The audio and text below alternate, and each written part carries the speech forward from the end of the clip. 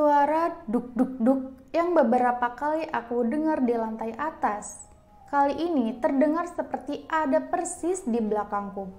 Kadang di samping kanan atau kiri. Halo, assalamualaikum warahmatullahi wabarakatuh. Kembali lagi bersama aku Ming Channel. Gimana kabarnya, sehat kan? Semoga yang nonton video ini diberikan kesehatan selalu sama Allah dan dilancarkan rezekinya. Nah, di video kali ini aku akan melanjutkan cerita yang kemarin yang berjudul Rumah Horor di Bogor.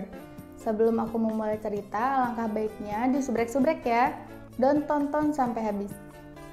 Oke guys, langsung aja kita menuju cerita. Paket Asia.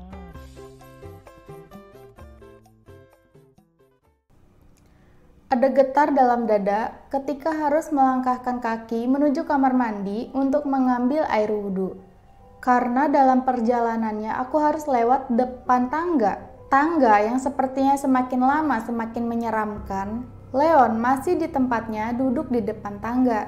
Oh iya, sejak tadi sore aku sengaja menyalakan lampu di lantai atas. Jadinya terang benderang menjadi ke tangga. Setelah selesai berwudu, aku lalu kembali lagi menuju ruang tengah. Dalam perjalanan inilah ada sesuatu yang menarik perhatian. Ketika sudah berada persis di depan tangga, aku melihat Leon masih saja duduk di tempat semula dan terus saja memperhatikan tangga. Melihat kelakuan Leon inilah akhirnya membuat rasa penasaran memuncak. Aku kemudian ikut menoleh dan memperhatikan ke arah tangga. Coba cari tahu apa yang sedang diperhatikan oleh kucing lucu ini. Awalnya aku nggak sama sekali melihat ada keanehan. Tangga tentu saja dalam keadaan kosong, nggak ada apa-apa dan nggak ada siapa-siapa. Tapi ketika aku perhatikan seksama lagi, ternyata ada sesuatu. Tangga ke atas lantai ini berbelok ke kiri. Jadi kalau kita dari bawah, kita nggak bisa langsung melihat ke atas. Hanya bisa melihat dinding ujung tangga sebelum kemudian berbelok. Paham kan? Nah, ketika aku memperhatikan tangga dengan seksama, ternyata ada bayangan hitam di tangga. Bayangan itu menjadi cukup jelas karena lampu di lantai atas yang sedang menyala terang. Aku melihat ada bayangan berbentuk orang yang sepertinya si empunya sedang berdiri di ujung tangga atas. Aku gak bisa melihatnya karena yaitu tangga itu berbelok ke kiri. Siapa itu yang sedang berdiri di atas, ucapku. Penasaran, takutnya ada orang yang berani berniat jahat. Akhirnya aku memberanikan diri untuk memaksa kaki untuk melangkah menaiki tangga. Perlahan aku melangkah satu demi satu anak tangga. Sementara bayangan itu masih saja terlihat sangat jelas. Ketika sudah tinggal satu anak tangga lagi, aku menoleh ke kiri di tangga atas. Deg. Ternyata tidak ada siapa-siapa. Aku nggak melihat ada apa-apa di atas tangga. Bayangannya juga sudah terhilang, tidak terlihat lagi. Beberapa detik kemudian, tiba-tiba aku merinding. Angin dingin entah dari mana berhembus pelan menerpa tubuh dan wajah.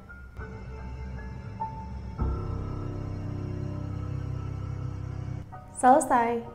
Belum. Ternyata aku mendengar ada suara duk-duk-duk. Padahal nggak ada siapa-siapa di situ. Melihat itu semua, aku mengurungkan diri untuk lanjut ke lantai atas. Lalu buru-buru kembali turun. Leon gimana? Nah, dia masih tetap saja duduk di depan tangga. Di samping ujung depan ruang tengah, aku menggelar sejadah. Posisi sholatku menghadap lemari kayu besar yang berbahan kaca tebal. Mencoba untuk khusyuk dan konsentrasi, aku akhirnya memulai sholat malam. Ibadah tengah malam seperti ini sudah sering aku lakukan. Bukan yang pertama kali, tapi ini rasanya sangat berbeda. Batinku pontang-panting menahan kegelisahan, mencoba untuk teguh khusyuk. Perasaan takut menyeruak seperti terus mengambil alih pikiran. Cobaan yang kasat mata bertubi-tubi menggoyahkan iman, tapi aku nggak menyerah di situ saja. Terus berusaha menegakkan sholat. beribadah, dan penuh konsentrasi. Cobaan semakin menjadi-jadi ketika pada rakaat kedua aku merasa akan kehadiran sesuatu. Dari pantulan kaca lemari, walau nggak secara langsung, aku melihat ada sosok yang sedang berdiri diam di depan tangga yang posisinya ada di belakangku. Sosok ini, walau masih belum jelas, tapi aku melihatnya bentuknya seperti seorang laki-laki. Dia berdiri diam menghadapku. Melihat itu, aku semakin ketakutan dan semakin menyeruak. Tapi aku nggak menyerah. Aku terus berusaha untuk sholat lebih khusyuk. Ketika sudah dalam posisi berdiri setelah ruku, entah kenapa aku malah refleks melihat lemari. Soalnya karena itulah aku bisa melihat secara langsung meskipun dari pantulan kaca. Walaupun nggak begitu jelas, tapi aku yakin sosok itu adalah laki-laki. Sekilas seperti kakek-kakek, dia bergerak berjalan gontai menuju ke tempatku. Seram iya, tapi aku melanjutkan sholat dan terus berusaha untuk lebih khusyuk. Selebihnya aku nggak lagi melihat ke arah lemari. Lebih banyak menunduk sambil terus membaca bacaan sholat. Singkatnya akhirnya sholatku selesai juga. Setelah itu selesai. Oh belum. Dari awal aku sudah berniat untuk langsung mengaji setelah sholat malam.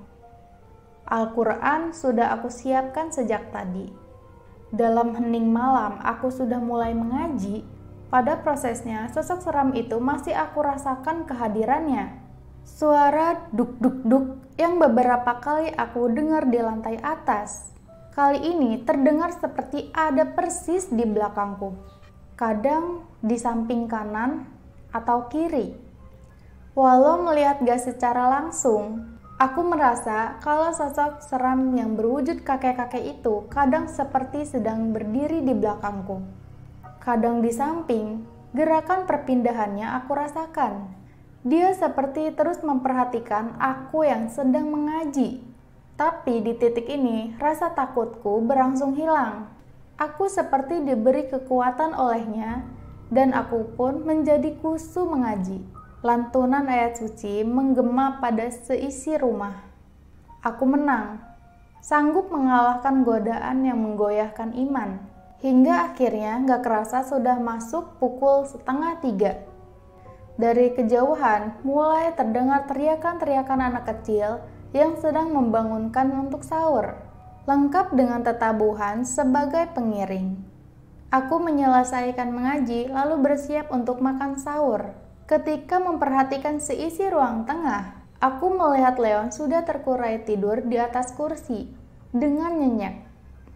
Gimana guys ceritanya? Serem gak? Kalau kalian suka, jangan lupa di like ya. Dan sampai jumpa di video berikutnya.